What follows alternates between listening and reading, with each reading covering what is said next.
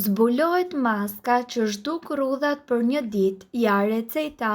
Përbërësi që do t'ju duhen janë 3 deri në 6 aspirina, një limon, një sot buke për të pjekur, një filxhan ose gotë xhami për të shtypur aspirinën dhe mjaltë të shkrirë.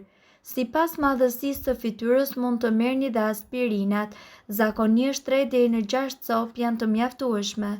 I hidhni në një dërras me ndihmën e gotës i shtypni derisa të thërmohen. Pastaj i hedhim në një tas. Shtojmë me radhë lëngun e limonit, sodën e bukës, mjaltin. I përzijmë së bashku derisa të krijohet një pastë e njëtrajtshme dhe e vendosim mbi fytyrë. Maskën e lini që të veprojë derisa të jetë tharë.